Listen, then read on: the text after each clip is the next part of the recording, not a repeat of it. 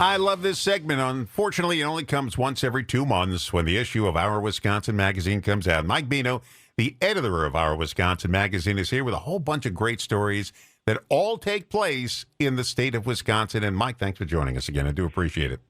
Don, it's always great to be here. It's an honor every time you invite me on. We have fun. Okay, let's start off with the story. My wife read some articles to me. We each got to choose some articles we wanted to read to each other. And she chose the first one. And the only connection to Wisconsin is the article's about a guy in Wisconsin. It's about an invention called the Flowbee, which people may remember from decades ago. It was a hair-cutting device. You put it on your head, it sucks your hair out, cuts your hair, and it's supposed to give you the haircut of a lifetime. You did the article on this guy with the Flowbee. And I got to tell you, after we read the article, I said, I got to see this in action. I looked up 2 YouTube videos on this Flowbee to see actually how it works. And the people who use it swear by it, including the guy in your article. Let's talk about it. That would be Herb Ripka of Greendale, who swears by it 35 years later. Now, Don, it doesn't surprise me that you hadn't heard about it until now. This thing's decades old, but you're up at what, 3:30 in the morning to get on the radio? You know, this thing was sold on infomercials at midnight when the ad rates were cheap. So Herb became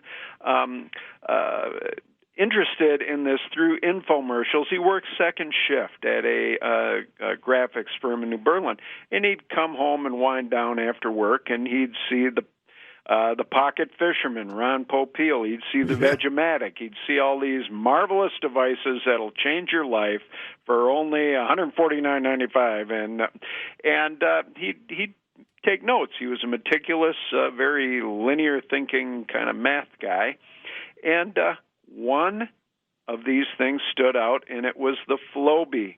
Why? Because Herb was very frugal, was and is. He's in Greendale, still using his Flowbee. And this contraption would save you the cost of a haircut. Not only would it save you the cost of a haircut, you didn't have to drive to the barber. You didn't have to wait your turn. Haircuts keep going up in price. Well, if you pay just once, $149.98, this thing's going to take care of you. Well, yeah, that sounds like snake oil, but 35 years later, Herb is still using his, and he's so sold on it, he bought a backup unit in case they quit making them. Now he's up to 300, but he claims that he's saved about $7,000 through the years. He's kept track of every penny he thinks he's saved. He believes he's saved. And not only that, he used it on his 2 sons, Daniel and Josh, into middle school. Then they became a little rebellious of Dad and his haircut. They wanted to look like their friends, so they paid for their own. But the proof of the pudding That's good.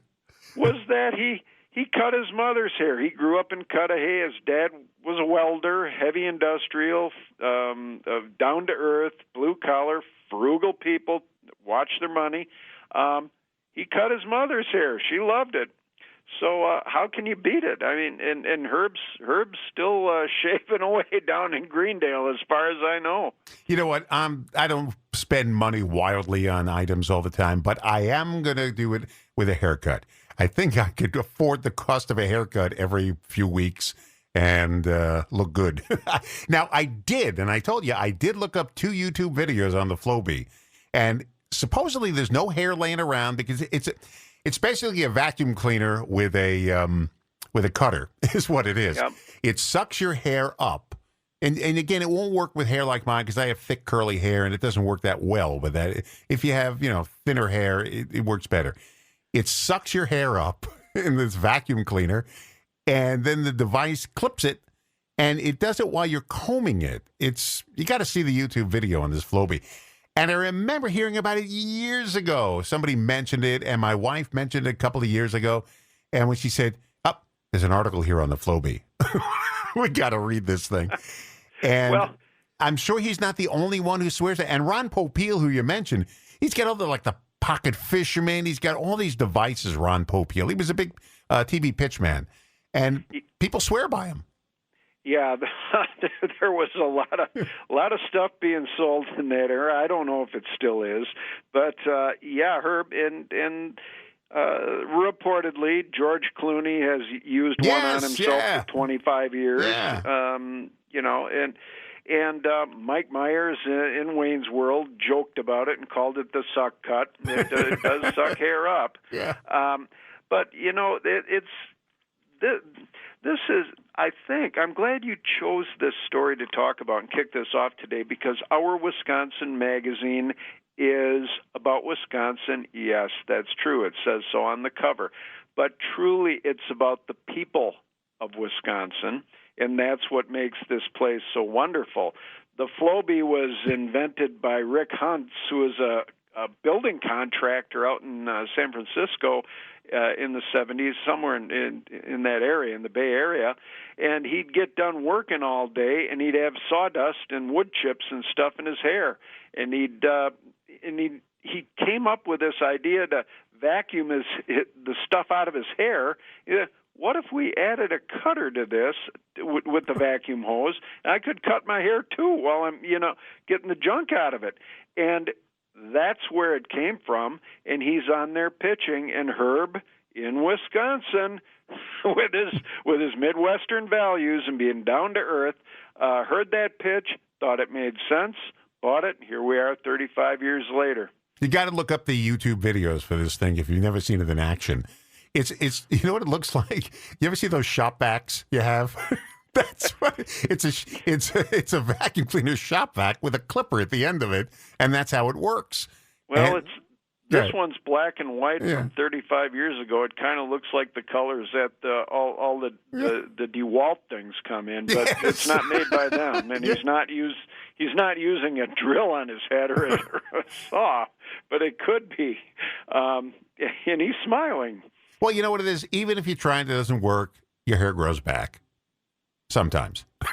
Yeah. And Don, I think you ought to give it a try. If you make a mistake, it grows back. Yeah, but it says it doesn't work. I have thick curly hair, and it doesn't work well with that, it said. Because I asked my wife. You're impatient. You just got to go slow. It's a vacuum cleaner with a shop vac on your head. We're speaking with Mike Beno, editor of Our Wisconsin magazine. The new issue just hit the mailbox. And by the way, how do you get the magazine if you want Our Wisconsin magazine? Well, it's pretty easy. There is a toll-free number you can call. It is 877-717-8925. We were thinking about sending in an article. Whether you use it or not, it's up to you. But WRJN turns 100 years old this December.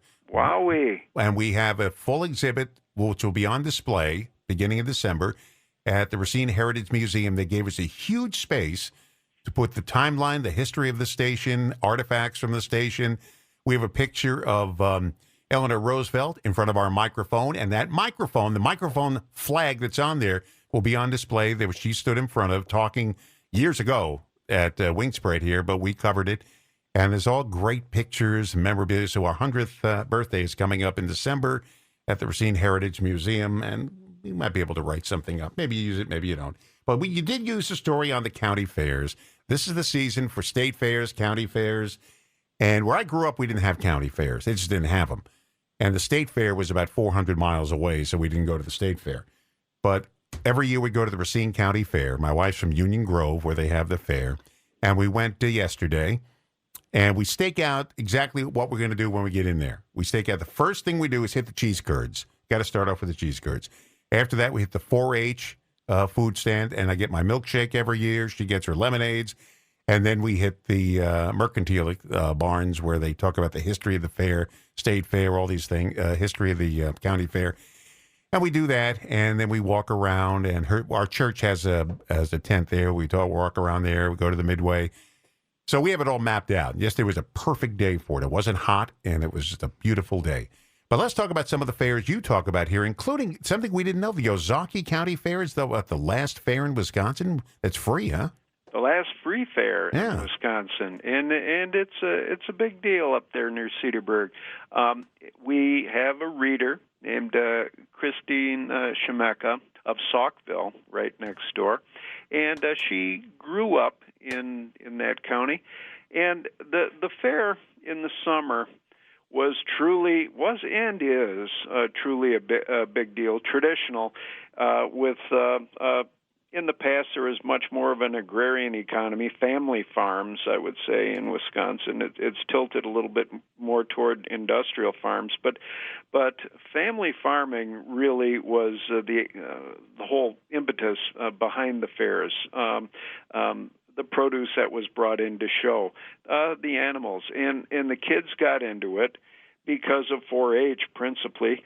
That taught them a whole lot more than just farming. There are a lot of skills that 4-H teaches to young kids who are going through school. But Christine was into that. And your 4-H projects, okay, that involves the farm animals. So she had a horse named Maliki, and that meant hours of riding lessons and practice and meetings, and they had to oil and saddle soap their tack, and they had to polish their boots because they're going to show this animal. They had to sew riding vests that were colorful, and they would match with a jacket and jodhpurs and all of that. So it was a lot of work that went into getting ready for the fair and maybe winning a ribbon. Meanwhile, her brother, Dewey, he grew there's a photo of him in here standing next to his record potted sunflower, which is about twice as tall as him, and he won a blue ribbon for that. But he was especially proud of the fudge he made.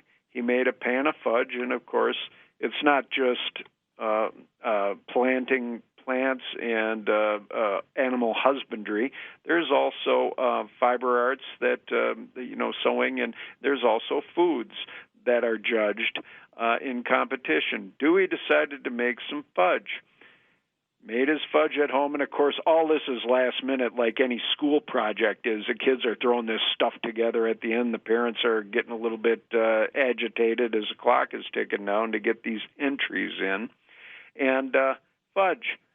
Well, you got to let that cool off, of course, and one of the barn cats got in and walked across the kitchen counter and trucked right across the fudge and left cat prints in the fudge. So what did he do? He smoothed it over, entered it, and he won a blue ribbon.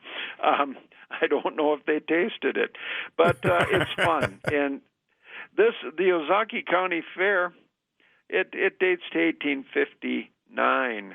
And when Dewey grew up to be about 18, he got himself a junker car, and he and his father and his brother got involved in the demolition derby on Friday and Saturday nights, and that's making a bunch of noise. And the people who bring their animals, the kids, stay there in the barn with them and keep them calm because they're hearing wrecked cars flying around outside. But it's all part of the summer tradition, summer fun, and like you said, Don, it's there's a lot there, and even if this one doesn't charge admission, but even if you're paying a few bucks to get in, it's worth going. 2 years for 2 years, I called the demo derby. I think it was the Walworth County Fair. They asked me if I'd do it because the guy doing it couldn't do it those years. So I called the demolition derby. What I didn't know was my daughter went with me, and you stand on a platform off to the side. But these cars are kicking up mud balls. I mean, they hurt, and they hit you, and there's no shield for me. And they're flying, and half the time I'm paying no attention to what's going on. I'm dodging the dirt balls coming at me. And I say, is there like a booth I can stand in? No, you got to be on the platform. And my daughter said, I got to get out of here. She's getting hit with these dirt. And they hurt when the car, the tires spin and throws the dirt balls at you. And I said, that's it. A whole different world from New York, right? Yeah. We didn't have county fair. Well, we did have demo derbies, I will tell you. Did you? Yeah, well, listen to this. Islip Speedway in Islip, Long Island, had the Wide World of Sports was there every Labor Day weekend for the World Championship Figure Eights and the World Championship Demo Derbies at Islip Speedway. And my dad used to take me every Labor Day weekend. And the thing was, when you do it for television, there's a lot of delays. and they had all the ABC cameras on cranes catching it from every angle. But there were a lot of delays between the heats because they had to reset everything. But yeah, we had the demo derbies and the figure eight championships, and every year was on the ABC Wild Water Sports. And you try to catch yourself in the stands when you're watching it on television. But yeah, we didn't have county fairs, but I love going to them, especially the Racine County Fair, because my wife grew up in Union Grove and she's got great memories of it. But it's not huge, but you can cover it all. It's not, the state fair is huge, but the county fair is a little more compact. And the kids, even though they're at the state fair or the county fair, sleep with the animals sometimes in the barns, overnight. And for the duration of the fair, they sleep with the animals. And I heard a couple of years ago somebody say, "How can you sleep with these animals?" I felt like saying, "Excuse me, do you let your dog sleep in your bed with you at night?" These animals are part of the family. I know. And, yeah. It's a subculture that's a little bit less prominent these days. As I said before, it used to be much more common and active. I think 4-H has tilted a little bit toward public speaking and other things educationally that are not necessarily tied to farming. But it's all good. It's all good. It's all education. And these kids sleeping with their animals, when you work with that animal for months, training and things to be ready for that one shot in the show ring, you get pretty close to them. And by the way, you do let your dog sleep in bed with you, because I always did. So what's the difference? It's just a bigger animal. That's all there is to it. Well, I've had Labradors, and they shed like grocery bags full of fur. And if you do that in the wintertime and you got chapstick on your lips, you're going to end up with a furry face in the morning. So I never let those big bounders into bed. They sleep next to me. Mike Beno, the editor of Our Wisconsin Magazine, is here. He stops by every 2 months. We have the brand new issue out. Hit your mailbox. And once again, tell people how they can get the magazine, because we get people say, "Well, I didn't see it. I don't know whether they don't really have a newsstand anymore to pick magazines up." So how do you get it? You can get a copy by giving us a call here after 8:00. You can get a single issue if you'd like, and the number here is 715-543-2311. I'm here alone on my lonesome until the staff comes in. You're talking to the editor, but 715-543-2311. You can get a single issue. They're $7 each. There's a picture of you in here. You didn't use the Flowbee to get that picture, did you?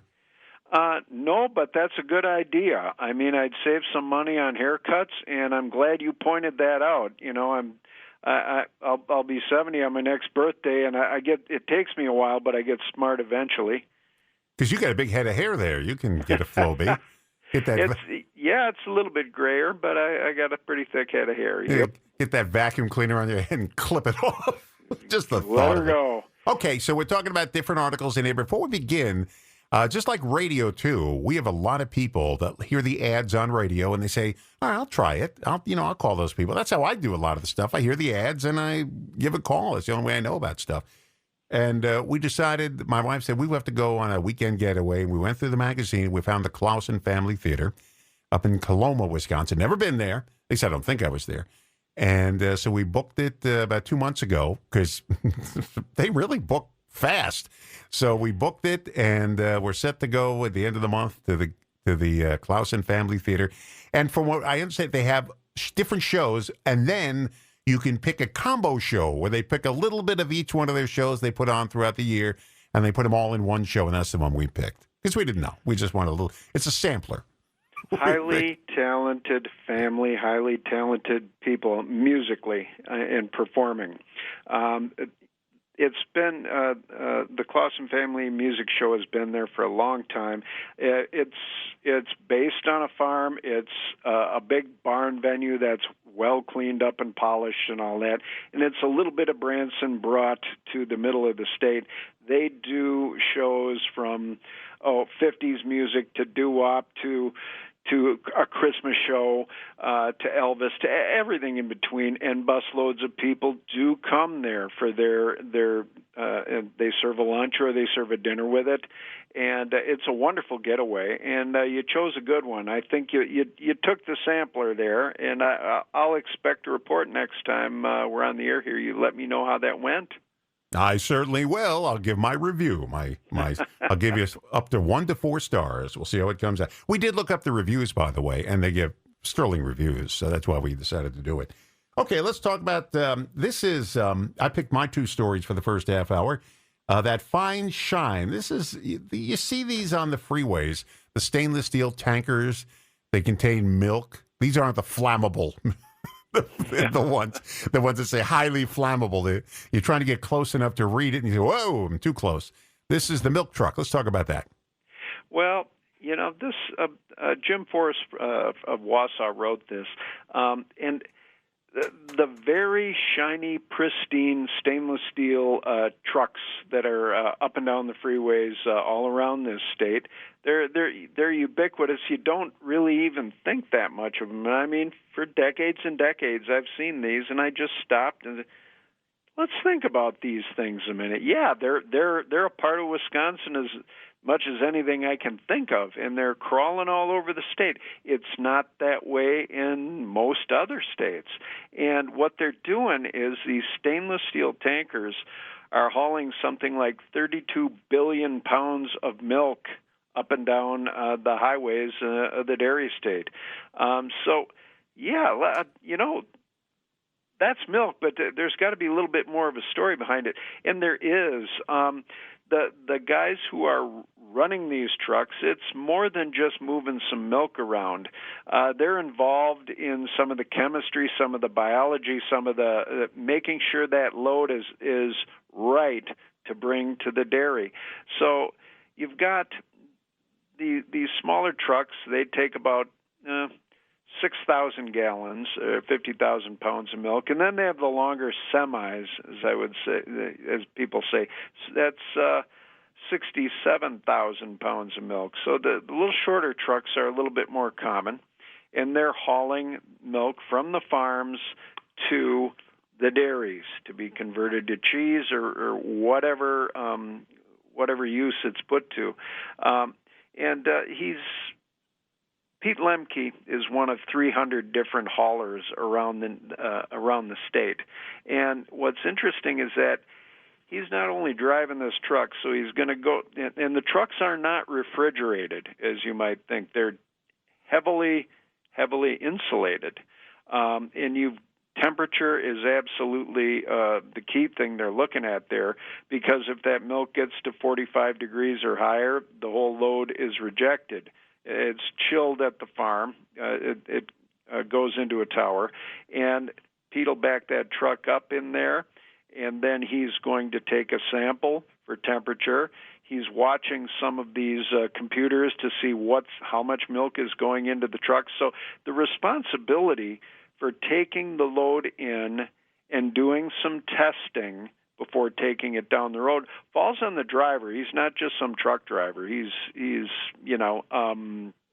schooled in what needs to happen. He's you know what he is? He's a milkologist. He's a milkologist. There we are. It's a 62-foot rig, and he's using sterilized needles to test, testing for antibiotics, testing for numerous things. And then he takes that to from the silo and to the milk processing plant. Now, what's interesting, the way the business has changed. Now, we just talked about the fair, and there's family farms, and you used to see a lot more Holsteins out on the landscape grazing with small farms. There's no secret that it has gone a little bit bigger, sizes of farms, and turned a little bit more commercial. In 2002, there was like 16,000 dairy farms in the state, a little more than that. And by 2024, it's about 5,000 farms producing milk. But they're hauling way more in terms of pounds of milk. There's more production. Pete says his firm used to pick up milk from over 90 farms. Now it's down to 6. Ooh. But they're hauling way more milk. It's the way the business is going. Most of the milk goes into cheese production.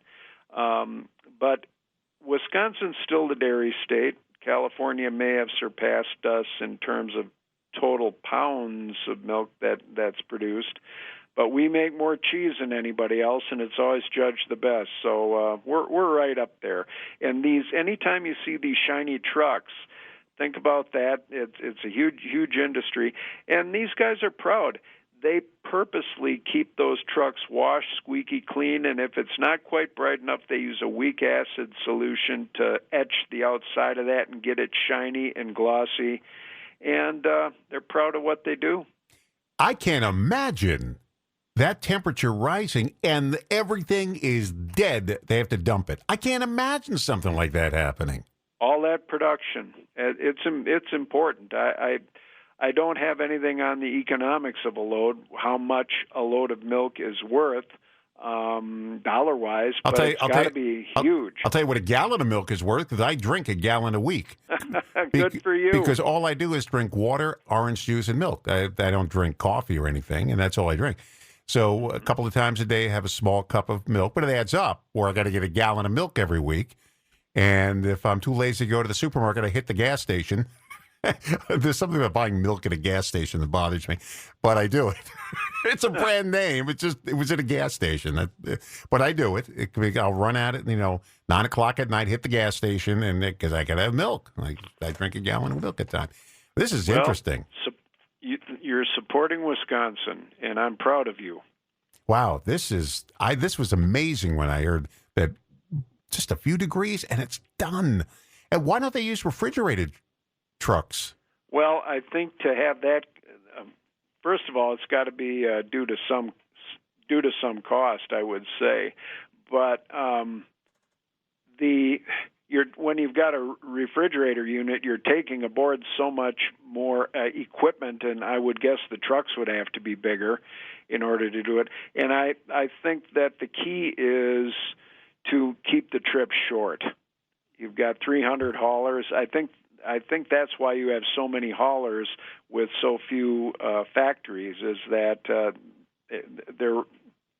they're geographically pulling these, taking shorter trips. So that's what I'd say. And they have found a way to insulate them. As I remember seeing these trucks in the early 1970s. So it's a system that seems to work. We're talking to Mike Beno from Our Wisconsin Magazine. We have one more article we're going to talk about, with just the tip of the iceberg in this issue, which is it's a 2-month issue, and we've got the August-September issue here, and the Out West Cheese Fest. Now, I think of Cheese Fests here in Wisconsin.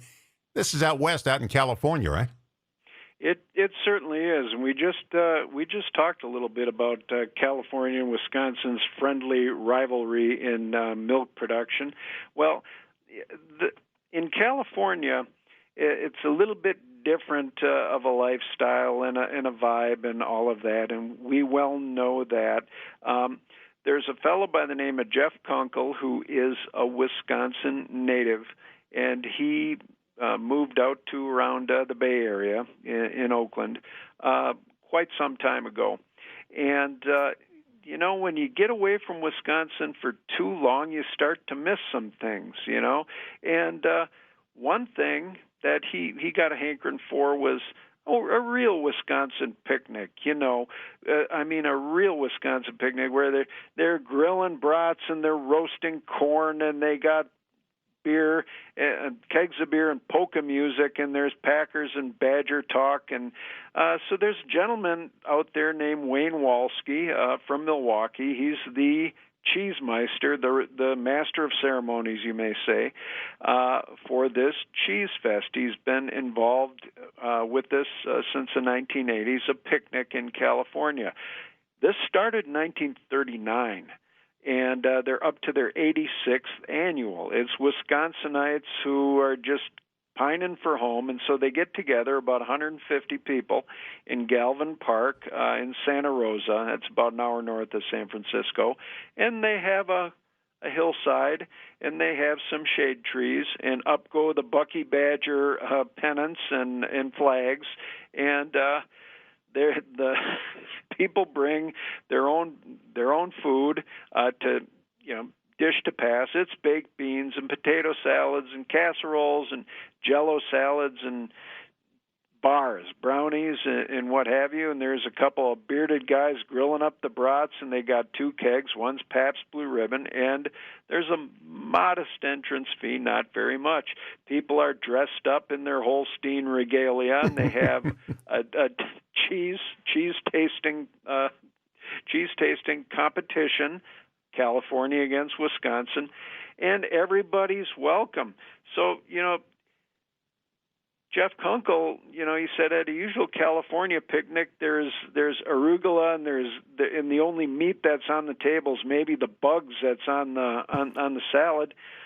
Here they're going for the bratwurst, and they're having fun as well. They've got a state map up there, and there's hot spots, and people can write things on the map and show where they're from, and someone writes on the southern part of the state of Wisconsin, Baja, Wisconsin. Western corner of the map, Minnesota Stan. To the north, Michigan wasteland. And down and south around Illinois, where those people come from. But, they're welcome. They come. And they put on the regalia, and they're celebrating Wisconsin that far away from home. Our Wisconsin magazine, about a third of our subscriptions are gift subscriptions, and many of those are given to Wisconsinites who live far away. Not surprisingly, it's in places like California and Arizona where it's a little warmer, but it's a chance to reconnect with their roots. In California, they have the slogan, "Great milk comes from happy cows come from California." Well, we beg to differ, and because our cheese always wins at this cheese-off competition we have right here. And they raffle off cheese heads, Packer jerseys, Badgers stuff, Drink Wisconsinly T-shirts, Spotted Cow beer, crock pot full of sauerkraut, and green and gold, and you get an invitation to a private sauerkraut making lesson in California. So they're hoping comedian Charlie Behrens will come join them. If Charlie's listening, hey, you can go out there and get a free chunk of cheese, and they'll probably even give you a cheese head and a Holstein shirt. And an Academy Award. That's right. Hey, you have an ad in here talking about cheese making with the Cheese Making Center Museum out in Monroe. Last year we went to New Glarus, and then we went out to Monroe to the Cheese Making Museum. It really is interesting. I mean, they have the docents there who take you on a tour, and we weren't part of a group, but she said, "I'll tell you what, I'll give you a private tour." And we went through, and it's not big. It takes a while because she explains everything. And it's really interesting about how you have to be to get a cheesemaker, to be a cheesemaker in Wisconsin. It's not easy to get the master's, degree in that. And they run through all the cheese, how it's done. They show you how it's done. And by the time you're done, I want some cheese. Now, they don't sell it there, but they do have a huge cheese store right down the block. And I went there, and I got to try all these different cheeses because I love cheese. And they had something called Grand Cru. I never heard of it before, but they gave me a sample, and I said, "This is great. I love this. It's a mild cheese, but I never tasted anything like it before." And they had they could buy a chunk or you can buy the, slices of it. So I bought the slices, got back here, finished it. I can't find a store that sells it around here in Racine. Grand Cru. And I'm not going to go schlepping out to Monroe just to get a pack of cheese. So I got to find out where they sell this Grand Cru, C-R-U, cheese. It was delicious. So if you get a chance and you're out there, the reason we were out there was the Wisconsin Broadcasters Association Award ceremony was that weekend, and it's in Middleton. And while we're out there, we said, we always do a little tour of something as long as we're out there. And we did that. New Glarus, which they have a museum there in New Glarus, too, we went to. And also the cheese-making museum. But the ad's in there if you want to take a look at it. In this issue, the ad was on page 12. And so, you find a lot of good places to go. That's what we do now. We want a weekend getaway, look through the magazine, and find out where we're going to go. This is great. You took a pass on the Limburger, huh? No. No. I never tasted it. It just has a reputation, and that's... It does. And by the way, did you say master of ceremonies or meister of ceremonies? I can't. Did you say you said? No, I didn't say it correctly. It's a cheesemeister. That's but Wayne Walsky, but he's running the whole show. And it's in September. It's coming up. You can. But everybody's invited. You can go there if you want to travel. But he wouldn't be the master of ceremonies. He'd be the meister of ceremonies. Der Meister. That's true. The meister of ceremonies. Well, thank you very much. I love talking to you every 2 months. We talk about Our Wisconsin Magazine, and it's a great issue, and it's a very unusual cover. You have the inside, we're out of time, but you have the inside of a balloon, a hot air balloon, which is really nice. It's really a nice orangey yellow cover. And the articles are great. And one more time, how do they get the magazine? Well, you can get a single issue by calling 715-543-2311. And we'll have this podcast later today, so in case you missed any of it. And all the times we've spoken to Mike Beno, they're all podcasts on there. We have like 550 podcasts at WRJN.com, civicmedia.us, and also Spotify, Apple Podcasts, wherever you get your podcasts.